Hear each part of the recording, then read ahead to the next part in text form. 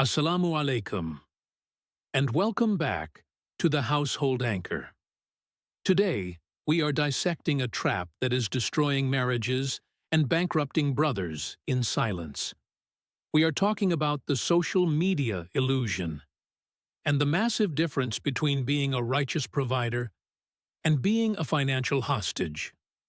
Let's get straight into the letter. Assalamu alaikum, brother. I want to share my story about how trying to be the nice guy almost destroyed my life, and how I finally woke up. I make a very good living as an engineer, but for the last 2 years, I was drowning in silent anxiety. My wife became completely obsessed with social media influencers. Everything became a competition. Our furniture wasn't good enough, her car wasn't new enough, and she constantly demanded we take expensive vacations just so she could post about it. I was so afraid of her throwing tantrums or feeling deprived that I kept swiping my card. I even took out a secret personal loan just to fund a trip to Europe she demanded. I was paying for an illusion, and I felt completely emasculated. One night, I caught her recording a video in our living room, complaining to her followers about how hard her life was because I wouldn't buy her a specific designer bag. I realized I was compromising my deen, my dignity, and my financial future for a woman who didn't respect my sweat. The next morning, I logged into the bank and canceled all her secondary credit cards. When she woke up, I sat her down at the kitchen table. I laid the debt statements in front of her. I didn't raise my voice once. I just said, "This stops today. I am your husband and your provider. I am not your sponsor. From now on, we live strictly on a budget that I set, and our private life goes offline immediately." She laughed at first, then she got vicious.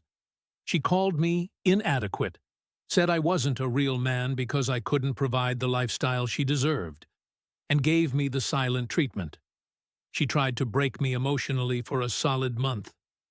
Every time she tried to start a fight, I completely ignored it. I went to the gym, I prayed, and I focused on my work. Whenever she brought up leaving, I just pointed to the door and said, "The door is open if you want a lifestyle I cannot provide.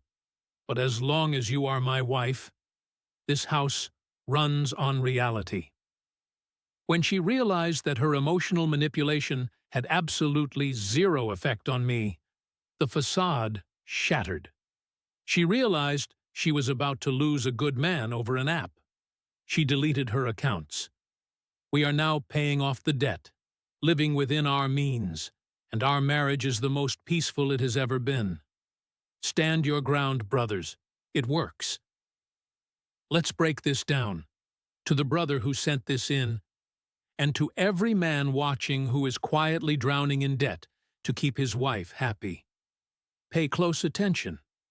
We are going to examine the brutal mistakes made in those first 2 years, not to shame you, but to extract the lesson so another brother doesn't fall into the same pit. And then, we are going to look at the exact moment you took your spine back and saved your marriage. For 2 years, you lived in silent anxiety. Your fatal error was believing that appeasement is the same thing as leadership. Allah has mandated that a man must provide for his family. That is a non-negotiable duty.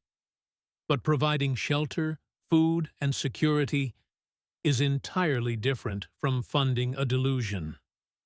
The Quran explicitly warns us against extravagance and waste. When you secretly took out a loan with interest to pay for a European vacation, just so your wife could post photos on the internet, you were no longer fulfilling a religious duty. You were funding your own disrespect. You thought swiping your credit card would buy her happiness and keep the peace. But here is the psychological reality of human nature. A woman does not respect a man who can be extorted by her bad moods. If you are terrified of her tantrums, she knows she controls you. And a woman cannot love a man she looks down upon. By acting like an ATM to avoid an argument, you signaled to her that you had no frame, no boundaries, and no protective honor. No gira. She didn't see a generous husband. She saw a weak man she could easily manipulate. But then, the turning point.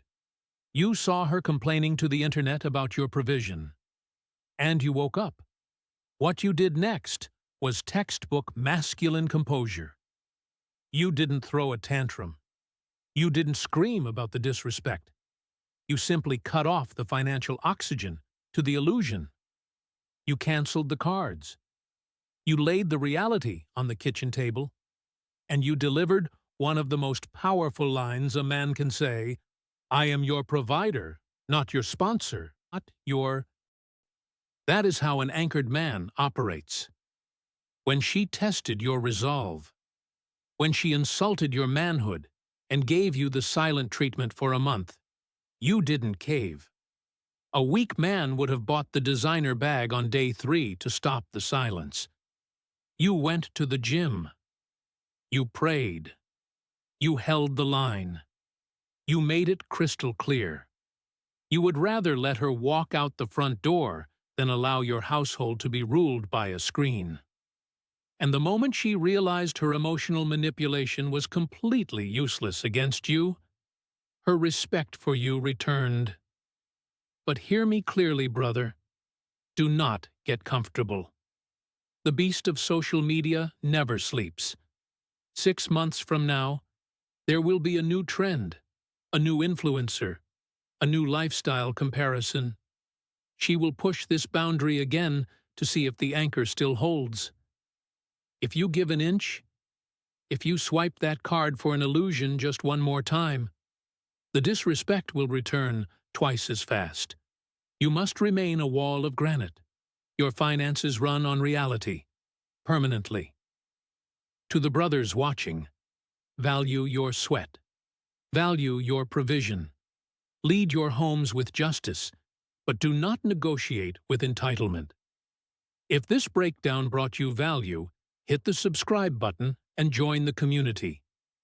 We are analyzing real family dynamics, marriages, in-laws, and raising children, all through the uncompromising lens of our faith. Send your situations to thehouseholdanchor@gmail.com. Every email is kept strictly confidential. Drop your thoughts on this brother's comeback in the comments.